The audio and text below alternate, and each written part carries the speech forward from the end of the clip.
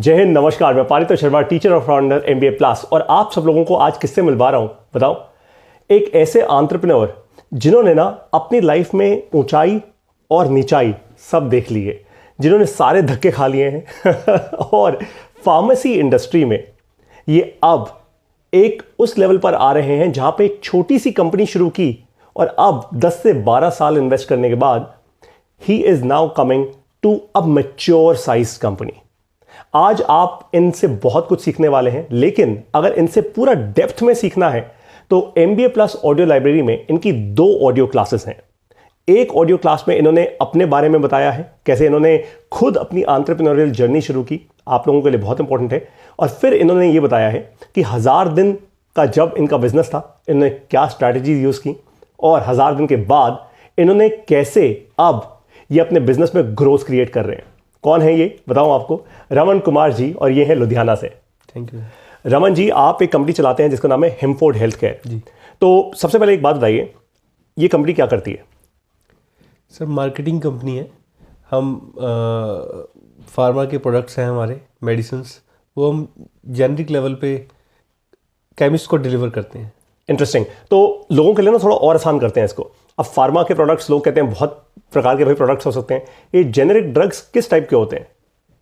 Generic drugs कह सकते हैं कि इसमें प्रमोशंस पे खर्चा नहीं हुआ होता। प्रोडक्ट्स की जो क्वालिटी है वो उसके साथ कभी भी कॉम्प्रोमाइज़ नहीं किया जा सकता कहीं भी, क्योंकि प्रोडक्ट्स जो हैं वो उसी पैरामीटर से बनने हैं जिस पे हमारी अपनी गवर्नमेंट ऑफ इंडिया ने जो रेगुलेशंस तैयार किए हुए हैं। तो मेडिसिन एक ही होती है, वो सिर्फ मार्केटिंग स्ट्रेटेजी अलग अलग है। चलिए, आप लोगों के लिए थोड़ा और आसान कर देता हूँ इस बात को। ये ना अभी भी थोड़ा कॉम्प्लेक्स बोल रहे हैं आसान करूँ तो मैं आपको बताता हूँ ये भाई साहब क्या कर रहे हैं। इन्होंने ना जब अपनी कंपनी की शुरुआत की, एक बहुत सॉलिड विजन इन्होंने सेट किया। वो सॉलिड विजन ये है कि ये चाहते हैं कि भारत देश में बहुत सारे लोग ना दवाइयाँ अफोर्ड नहीं कर पाते। वो इसलिए अफोर्ड नहीं कर पाते क्योंकि दवाइयाँ महंगी बहुत होती हैं। भाई, आप किसी भी केमिस्ट के पास जाओ, दवाइयाँ आजकल बहुत महंगी है, हज़ारों रुपए का खर्चा आ जाता है हेल्थ केयर पे। इनका विजन ये है कि भारत देश में दवाइयों का खर्च कम होना चाहिए। अब अगर ये चाहते तो ये सरकार के धक्के खाते, ये बहुत सारी और काम कर सकते थे, लेकिन उसमें सालों साल लग जाते, है ना। इतना आसान तो है नहीं मेडिसिन इंडस्ट्री को शेकअप करना। इन्होंने डिस्रप्शन कहाँ से शुरू किया? इन्होंने जेनेरिक ड्रग्स मतलब ऐसी दवाइयाँ जो बनती तो वैसे ही हैं जैसा इन्होंने बताया कि सरकार के रूल्स रेगुलेशंस के हिसाब से बनती हैं, जस्ट दैट उनकी मार्केटिंग उतने अच्छे से नहीं होती, उनके पीछे करोड़ों रुपया नहीं लगाया जाता मार्केटिंग और ब्रांडिंग करने में। इन्होंने ऐसे ड्रग्स को, यानी ऐसी दवाइयों को मार्केट में लॉन्च किया। 18 SKU से लॉन्च किया था। 18 प्रोडक्ट्स है ना। तो इन्होंने जब अपनी कंपनी की शुरुआत की थी तो 18 प्रोडक्ट से की थी। आज कितने हैं भाई? 130 सर। 130। यस। ये 18 से 130 की जर्नी रमन जी, मैं समझता हूँ इतनी आसान तो रही नहीं होगी। आज तो आपके चेहरे पे स्माइल है इस स्माइल के पीछे कितना दर्द है मुझे वो बताओ, वो कहानी। सर, कुछ भी जब हम शुरू करते हैं ना सर, वो 0 से शुरू होता है, बट हम तो फिर भी 18 से शुरू हुए हैं तो बीच में अप भी गए हैं, डाउन भी आए हैं। अप जाने के वक्त भी कह रहे हैं कि हम ऐसे फ्लो में आए थे कि काम चल रहा था, सही चल रहा था, चलता है। एकदम से SKUs जब बढ़े, हम 50-60 पे पहुंचे हैं, तो एकदम से ब्रेकडाउन आ गया कि हम इन्वेंट्री मैनेज नहीं कर पाए, उसको सेल नहीं कर पाए टाइम से। अगर इसमें फार्मा में ऐसे होता है कि वो एक्सपायरी डेट होती है उसकी, वो प्रोडक्ट को हम अगर टाइमली नहीं बेचेंगे तो वो हमारा डेड हो जाएगा। जो डेड हो जाएगा वो हमारी अमाउंट जब अपनी डेड हो जाएगी उसके बाद उठने का कई बार मौका नहीं मिलता। तो उसके लिए भी काफ़ी सेक्रीफाई करने पड़ते हैं, फिर क्योंकि पेशेंस रखना पड़ता है, फिर उसमें री इन्वेस्ट करना पड़ता है। री इन्वेस्ट करते करते फिर हम धीरे धीरे रिकवर कर गए। चलो, ये तो साहब रिकवर कर गए, लेकिन इनकी कहानी के पीछे आपको एक और लर्निंग देता हूँ। 18 प्रोडक्ट से शुरू किया था, आज 130 प्रोडक्ट्स पे हैं। 18 से 130 के बीच में ना, पहले 18 से सीधा तो जंप नहीं मारी 130 पे, 18 से 40 पे आए, 40 से 60 पे आए। आपको एक इंटरेस्टिंग बात बताता हूँ, जब ये 50 से 60 प्रोडक्ट्स पे थे ना, तब ऐसा ब्रेकडाउन आया कंपनी में कि ये बिल्कुल नीचे गिरे, बिल्कुल काफ़ी लॉस हुआ इनको, फाइनेंशियल लॉस भी हुआ। लेकिन आपको ये लॉस ना हो इसलिए पता है इन्होंने आज क्या किया? MBA प्लस की ऑडियो लाइब्रेरी में अपनी क्लासेस रिकॉर्ड की ताकि आप इनसे सीख पाएं। मैंने इनसे क्या सीखा कि इनका जो बिजनेस है ना, वो 2 चीज़ों का बिजनेस है, एक डिस्ट्रीब्यूशन का और एक इन्वेंट्री टर्नओवर का। इन्वेंट्री कितनी जल्दी घुमाओ। और यहीं पे आपने ना एक बहुत इंपॉर्टेंट लेसन हमसे शेयर किया था आज हमारी ऑडियो क्लास में कि आप C2C कंपनी हो। लोग कहते हैं B2B, B2C, ये C2C क्या होता है? कंपनी टू केमिस्ट नया डेफिनेशन कंपनी टू केमिस्ट। यार मैं तभी कह रहा हूँ ना, मजेदार इंसान है ये बहुत। इनसे ना बिजनेस सीख के बड़ा मजा आता है। सो कंपनी टू केमिस्ट, आप कह रहे हो कि आप कंपनी हो और आपका एंड कंज्यूमर है केमिस्ट। यस। तो आपकी कंपनी से माल जाता है केमिस्ट के पास। जी बिल्कुल। आज सिर्फ लुधियाना में ही जाता है या भारत देश में और भी? नहीं, पैन इंडिया जा रहा है सर। पैन इंडिया जा रहे हैं। और आपकी आज टीम साइज कितनी है, कितनी बड़ी टीम है? 20+ पीपल है हमारे पास। फैंटास्टिक। 20 लोगों की टीम आज पैन इंडिया दवाइयां भेज पा रही है। आपको एक और कमाल की बात बताता हूं, आपने ना मुझसे एक बड़ी इंपॉर्टेंट लर्निंग शेयर की थी कि एक ऐसी चीज अगर आपने बहुत पहले कर ली होती तो शायद आज आप बहुत आगे होते। वो क्या चीज थी? Technology implementation. टेक्नोलॉजी को सीखना और उसको इम्प्लीमेंट करना। इंटरेस्टिंग। आप में तो बहुत सारे लोग ना जो छोटे बिजनेस ओनर्स होते हैं, जब वो छोटे से थोड़ा ग्रोथ स्टेज पे जा रहे होते हैं ना, टेक्नोलॉजी तो इंप्लीमेंट करनी होगी लेकिन आप करते नहीं हो। रमन जी ने ना इतनी डेप्थ में अपनी क्लास में ये समझाया है कि भाई अगर एम्प्लॉई, आप कहते हो ना एम्प्लॉय अच्छे से काम नहीं करता, आप सिंपल एक बायोमेट्रिक मशीन लगा दो जिससे अटेंडेंस लेनी होती है, एम्प्लॉय में डिसिप्लिन अपने आप सेट होना शुरू हो जाएगा। इन्होंने ऐसा बताया। और आप लोग ये समझ जाइए कि जो टेक्नोलॉजी से डरते हैं ना वो कभी आगे नहीं बढ़ पाएंगे। रमन जी, आपने ना 2 चीज़ें और इंपॉर्टेंट बताई जो हम आज फेसबुक पे डिस्कस करते हैं ताकि लोग डीपली आपसे सीख पाए। पहली चीज़ आपने बताई कि जब आप पहले 1000 दिन में थे, यानी पहले 3 साल में थे, तब आपने ना एक मेजर डिसीजन लिया।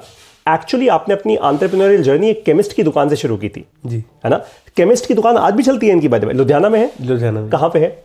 लुधियाना में मोती नगर में। मोती नगर में। तो भाई लुधियाना के मोती नगर में इनकी केमिस्ट की शॉप है, आप जाइए। ऑफ कोर्स ये शायद वहाँ पे कम मिलेंगे लेकिन केमिस्ट की शॉप है, वहाँ से ज़रूर अपनी दवाइयाँ लीजिए। और तो आपने केमिस्ट की शॉप चलाई 7 साल। जी। अब कोई और चला रहे हैं। अब आपने अपना पूरा फोकस, फुल टाइम फोकस कर लिया है दूसरे बिजनेस में। जी। तो आपने ना अपनी ऑडियो क्लास में ये समझाया कि क्यों फुल टाइम होना ज़रूरी है। क्यों? किसी भी चीज़ के लिए हम फोकस नहीं होते ना तो हम उल्टा लॉस कर जाएंगे वो, क्योंकि किसी भी काम के लिए फोकस होना बहुत ज़रूरी है। बिना फोकस के कुछ भी नहीं होता। इससे क्या होगा, मल्टीटास्किंग, हमारा ब्रेन ही नहीं डेवलप हो रहा। ह्यूमन जो मेरी रिसर्च दिमाग की कहती है, खुद की अपनी पर्सनल, कि दिमाग ज़्यादा कामों के लिए नहीं बना हुआ। किसी भी एक काम को बड़े अच्छे से हम कर सकते हैं। अगर ज़्यादा काम करेंगे, ये डाइवर्सिफिकेशन ये वगैरह वो चीज़ें एक लेवल पे जाके आती हैं। जब आप किसी काम में आधा घंटा दे रहे हो, उसके बाद 2 घंटे की ब्रेक है, आपके काम को कोई और संभाल रहा है। जब आप शुरू कर रहे हो तब आप हर काम में सोचते जाओ मैं ये भी कर लूँगा वो भी कर लूँगा, नहीं होगा। पहले आपको एक पे फोकस करना पड़ेगा। बिल्कुल सही कहा आपने। और आजकल ना बहुत खोखली मोटिवेशन बिकती है बाजार में। आजकल तो लोग कहते हैं कि नहीं नहीं नहीं, आप जो चाहो कर सकते हो, आप 5 का, इनफैक्ट आजकल तो रमन जी एक नया ट्रेंड चल पड़ा है, लोग कहते हैं मल्टीपल इनकम स्ट्रीम्स बनाओ भाई, 5-5, 10-10 इनकम स्ट्रीम्स आपके पास होनी चाहिए। तो बिल्कुल भी नहीं होनी चाहिए। That is just not the right way. ये बात प्लीज़ बहुत ध्यान से आप इस बात को समझ जाइए।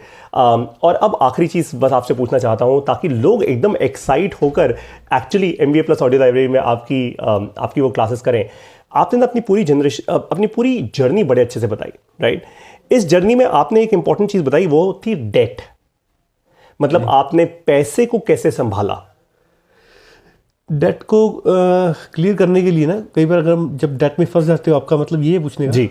जब हम डेट में फंस जाते हैं, सबसे पहले तो आपको अपने वेंडर को संभालना है कि आपके पास वेंडर रहे। क्योंकि आपके पास अगर वेंडर चला गया डेट के टाइम पे, आप सोचो कि मैं वेंडर का पैसा रोक के और मैं किसी बैंक का पैसा दे दूं या कोई भी इंटरेस्ट का पैसा किसी को दे दूं, तब भी आप फंस जाओगे।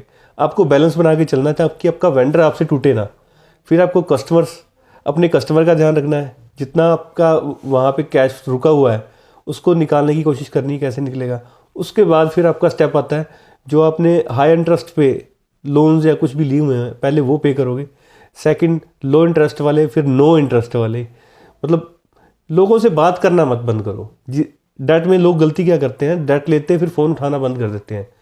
ये सबसे बड़ा कहते हैं ना, बिजनेस का सुसाइड तभी होता है जब हम फंस जाते हैं और सिचुएशन से भागते हैं। भागना नहीं है, सामना करना है। इन्होंने तो इनफैक्ट ये भी बोल दिया अपनी MBA+ की ऑडियो क्लास में कि अगर सिचुएशन से भागोगे ना तो सिचुएशन डंडा लेके पीछे भागेगी तुम्हारे पीछे भागेगी। तो आपने फेसबुक की इस वीडियो में आज रमन जी से ना काफ़ी कुछ सीख लिया है। लेकिन आपको एक बात समझाता हूँ, ये तो 5-7 मिनट की या 10 मिनट की एक वीडियो है, लेकिन रमन जी ने ना ऑलमोस्ट 1 घंटा 50 मिनट आज इन्वेस्ट किए हैं। और ये लुधियाना से आए हैं मुझसे दिल्ली में मिलने, और 1 घंटा 50 मिनट अपना इन्वेस्ट किया है अपनी MBA+ की 2 ऑडियो क्लासेस रिकॉर्ड करने में। आप वो क्लासेस ज़रूर सुनिए, मैं आपको बता रहा हूँ क्यों। रमन जी एक ऐसे एंटरप्रेन्योर है जो बहुत असली इंसान है। मतलब इन्होंने धक्के खाए हैं, राइट? ये इन्होंने ग्लोबल ज्ञान नहीं शेयर किया, इन्होंने अपना दर्द भी शेयर किया और फिर ये भी समझाया कि भाई मैं अब अपनी लर्निंग्स को प्रोसेस में कैसे डाल रहा हूँ। क्या रोल्स हैं इनके वो 20 लोगों के, कैसे अपनी टीम को और भी ज़्यादा एफिशिएंट करते जा रहे हैं, ये सब कुछ आप सीखेंगे रमन जी की ऑडियो क्लास में। तो अब आप ना अपने जीवन का एक अच्छा डिसीजन ले लीजिए। अगर फार्मा का बिजनेस कर रहे हैं, बाय द वे आपको एक बात और बताऊं, ये इतने अच्छे इंसान हैं, मैंने इनको मना किया भी था, फिर भी इन्होंने अपना फ़ोन नंबर भी शेयर किया अपनी ऑडियो क्लास में। पता है क्यों? ये कह रहे हैं कि फार्मा का बिजनेस अगर कोई करना चाहता है, सीखना चाहता है, आप इनको कॉन्टैक्ट कर सकते हैं, राइट। हर कोई इंसान नहीं करता ये। फॉर एग्जाम्पल मैं अपना फ़ोन नंबर पब्लिकली नहीं शेयर करता, राइट।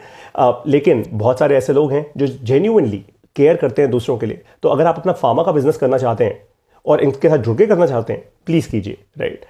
अब आपको रमन जी और मैं मिलेंगे MBA प्लस ऑडियो लाइब्रेरी की इनकी ऑडियो क्लास में। आप इनसे जुड़िए। हिमफोर्ड हेल्थ केयर इनकी कंपनी का नाम है, लुधियाना में ये बेस्ड है, पैन इंडिया बिजनेस करते हैं। फार्मा का बिजनेस अगर समझना हो, इनसे समझिए। अब मैं और रमन जी आपको मिलेंगे MBA प्लस ऑडियो लाइब्रेरी की ऑडियो क्लास में। वहीं पे सीखिएगा, वहीं पे इनके बिजनेस के बारे में और जानिएगा। रमन जी, कोई एक ऐसा मैसेज जो आप देना चाहते हैं आज पूरे भारत देश को फेसबुक पे? ट्रस्ट जो है ना, चाहे आपका वेंडर का हो, चाहे आपकी एम्प्लॉय का हो, ट्रस्ट नहीं टूटना चाहिए। कस्टमर से लेके, वेंडर से लेके, हर जगह अगर आपका ट्रस्ट बना रहेगा तो आप हमेशा आगे जाओगे। वेरी डीप यार। ये ना कम शब्दों के इंसान है, मैं बहुत ज़्यादा शब्दों का इंसान हूँ। लेकिन रमन जी ने ना अपनी MBA प्लस ऑडियो लाइब्रेरी की क्लास में भी यही बोला है कि विश्वास और ट्रस्ट बिल्ड करना बहुत बहुत ज़्यादा क्रिटिकल है। और इन्होंने ना वैसे ही बिजनेस बिल्ड किया है। ये कोई फ्लैशी जैजी एंटरप्रेन्योर नहीं है जो ये बोल रहे हैं मैंने $100 मिलियन रेज कर लिया तो देखो भाई मैं कितना बड़ा इंसान हूँ। अच्छा बिजनेस बना रहे हैं, स्लो ग्रोथ के साथ बिजनेस बना रहे हैं और स्टेबल बिजनेस बना रहे हैं ताकि अगली जनरेशन तक ये बिजनेस चलता रहे। अब आप लोग इनसे सीखिएगा, मुझसे नहीं।